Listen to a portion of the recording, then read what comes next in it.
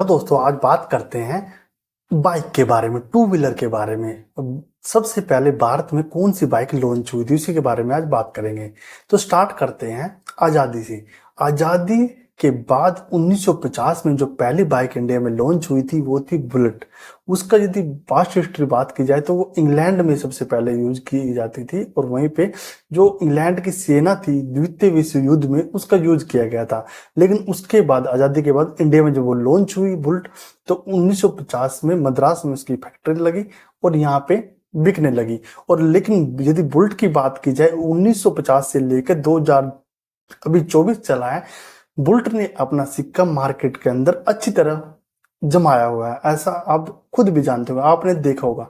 हम मानते हैं वो कॉस्टली है और 350 सीसी में है और उस टाइम की यदि बात की जाए तो हैवी तो बाइक वो थी, लेकिन उसके बाद यदि उसको चलाने की बात की जाए, यदि उसको एक बार चला लेता है बंदा कुछ दिन तो उसके बाद उसको दूसरी बाइक चलाने का मन भी नहीं करता। लेकिन ये ऑप्शन 1950 में भी नहीं था क्योंकि उस टाइम में तो बाइकें थी ही नहीं। तो पहली बार यदि बाइक लॉन्च हुई थी तो बुलेट हुई थी। यदि बुलेट की बात की जाए उसके 1960 तक तो पुर्जे जो कि इंग्लैंड से आते थे और इंडिया में अंदर असेंबली होती थी मद्रास में, चेन्नई में। और लेकिन 1961 के बाद इंडिया के अंदर ही बुलेट का जो जो पार्ट वो इंडिया में ही बनने लगे, तब यहीं पे असेंबल होता है, पूरा कंप्लीट बाइक यहीं पे बनती है। और आपने अभी के टाइम में देखा होगा जो बुलेट का क्रेज बहुत ज्यादा है, पंजाब में हरियाणा में तो बहुत एक्सेस में है। लेकिन उस टाइम में भी होगा, उस टाइम में जिन लोगों के पास अच्छा बैलेंस होगा तब वो उसको परचेज कर सकते होंगे। आज के टाइम में बुलेट की 50 देशों में यूनिट बिकती है, इंडिया से जाती है, एक्सपोर्ट होती है। तो दूसरी बाइक की बात करते हैं जो कि 1961 में लॉन्च हुई थी, उसका नाम है राजदूत। राजदूत को कौन नहीं जानता, आप लोग उस पर बैठ के घूमे होंगे, जो आपके दादा लोग हैं उनके पास वो राजदूत थी। और उसका राजदूत जो टक्कर देती थी बुलेट को देती थी और RX 100 को देती थी। जो बुलेट को जो बनाती थी कंपनी वो आइसर बनाती थी, आइसर जिसका ट्रैक्टर भी आता है रेड कलर का। बट जो राजदूत है उसको एस्कॉर्ट कंपनी बनाती थी। एस्कॉर्ट राजदूत को भी बनाती थी और RX 100 को भी बनाती थी। और RX 100 को और बुलेट को जो राजदूत टक्कर देती थी, ये राजदूत की एक खासियत थी, वो मल्टीपल काम में यूज करते थे। लोग सवारी के लिए तो करते ही थे और वो उसकी एवरेज भी अच्छी थी। लुक वाइज वो ब्लैक कलर की ही आती थी, एक ही मॉडल आता था उसका ब्लैक कलर का। उसके बाद कोई लॉन्च हुआ बाद में वो अलग बात है, लेकिन ज्यादातर उसका एक ही कलर का आता था, ब्लैक। और बहुत ज्यादा लोग उसको यूज करते थे। ऐसा नहीं है, बुलेट उस पे जो राजदूत है, राजदूत पे छिंका लगा के लोग किसान यूज करते थे। और जो जो कोई काम करना चाहता है अपना वो काम करता था। करियाना के लोग उसको यूज करते थे, जिनको सामान ज्यादा ढोना, उसमें भी वो अच्छी तरह चलती थी, अपना जम के चलती थी वो। और दूसरी बात ये थी उनको 150 की मैक्सिमम स्पीड थी उसकी। उसके 150 होने के बाद भी 6 सेकंड में 100 की स्पीड वो पकड़ लेती थी आसानी से, और एवरेज भी उसकी अच्छी थी। लेकिन कभी आपने देखा है बुलेट पे छिंका लगा हुआ, या कभी आपने देखा RX 100 पे छिंका लगा हुआ? नहीं देखा होगा। लेकिन राजदूत मल्टीपल काम करती थी। और ऐसा नहीं है सब टाइम एक जैसा रहता है, लेकिन टाइम के अकॉर्डिंग जैसे जैसे टाइम गया, कुछ डिकेड के बाद, कुछ दशक के बाद, उस जो बाइक थी राजदूत की कुछ यूनिट बिकना कम हो गई। उसके बाद 1990 के एंड में उसको बाइक की को जो मैन्युफैक्चरिंग बंद कर दी। लेकिन अब दोबारा उसके बाद 34 साल बाद दोबारा इंडिया के अंदर राजदूत लॉन्च हो रही है, अच्छे फीचर्स के साथ, 150 सीसी में, विद डिस्क ब्रेक के साथ। अब की बार जो लॉन्च होगी, अब की बार देखते हैं कि क्या अपना परफॉर्मेंस देती है, कैसे लोगों को पसंद आती है। ये तो था राजदूत के बारे में बात। अब थोड़ा बैक हिस्ट्री में जाते हैं।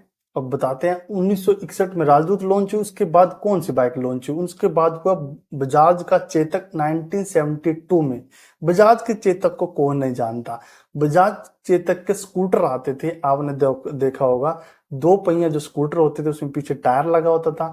बकायदा उनकी एक खासियत थी, उसमें गियर होता था, उसमें first second third fourth gear होता था। और उस पे बैठ के आप लोग घूमे होंगे माता पिता के साथ, अपने आनंद लिया होगा। यदि आज के टाइम में या फिर आपके दादाओं के पास यदि वो स्कूटर थी, उन्होंने आज भी नहीं बेची होगी। कुछ लोगों के पास आज भी वो स्कूटर रखी हुई मिलेगी, वो उसको नहीं बेचेंगे क्योंकि उनसे कुछ उनकी यादें जुड़ी हुई हैं, कुछ उनसे साथ लगाव ज्यादा है। चाहे वो खराब है, जो बिल्कुल भी न चले, लेकिन उसके बावजूद भी उसको अपने पास रखेंगे, उसको नहीं बेचेंगे। और यदि आज के टाइम में आपको अच्छी बाइक भी मिल जाए, बढ़िया से बढ़िया बाइक भी मिल जाए, लेकिन उस पर यदि आप लोग बैठे होंगे, उसका आनंद अलग ही था। उसका जो बैठने के बाद जब वो चलती थी, उसका जो कंफर्टेबल था, उसकी जो फीलिंग थी, वो अलग ही टाइप की थी। ये 1962 में लॉन्च हुई थी, लेकिन धीरे धीरे टाइम के बाद अभी तो ये अभी तो नहीं बनना बंद हो गया, लेकिन जो बाइक पहले थी लोगों के पास, उन्होंने बेचे नहीं है, उनको उन्होंने अपना गैरेज में या अपने घर में खड़ा करके रखा है, कवर ढक के। उसके बाद यदि उसके बाद की बात करें तो 1972 के बाद 1978 में यजदी एक बाइक आई थी। यजदी को भी आप जानते होंगे। वो एक नया मॉडल मार्केट के अंदर आया था, लेकिन वो ज्यादा नहीं चला। कुछ लोगों को उनको पसंद नहीं किया, ज्यादा वो मार्केट में नहीं बिकी। वो दोबारा अभी रिलॉन्च हुई है 3 मॉडल के साथ, लेकिन उस टाइम में ज्यादा उन्होंने पकड़ नहीं बनाई थी। उसके बाद आई थी एक और थी होंडा की काइनेटिक होंडा की एक स्कूटी आई थी, आपने देखा होगा। उसका आगे से 3 लाइट होती थी डिफरेंट कलर की, और जो उसमें लाइट होती थी वो, और जो उसमें गियर कुछ भी नहीं होता था, और उसमें पूरा पूरा कंप्लीट रेस होता था। जब आपने उसको देखा होगा, जब उस टाइम की बात करें, एक तो हल्की होती थी, उसको कोई भी चला सकता था, बच्चे भी, बुजुर्ग भी और लेडीज भी। जेंट्स तो चला ही सकते थे, लेडीज भी उसको चला सकती थी। आपने अपने टीचर्स को देखा होगा, या फिर अपने गांव में किसी भी लोगों को देखा होगा, टीचर्स, लेडीज टीचर्स ज्यादा उसको यूज करती थी। और जो जो जो चलती थी बहुत कंफर्टेबल थी, ज्यादा उसकी मैक्सिमम स्पीड भी नहीं थी, 80 और 100 के आसपास उसकी स्पीड थी, जिसमें कि वो अच्छा एवरेज भी देती थी। आपने काइनेटिक होंडा को देखा होगा। उसके बाद 1978 के बाद 1985 में आई RX 100। RX 100 को कोई नहीं जानता, जो कि RX 100 यानी कि यामा को कौन नहीं जानता। जब यामा आई थी, एक नया क्रेज आया था, जैसे बुलेट का क्रेज आया था, उसके बाद राजदूत का।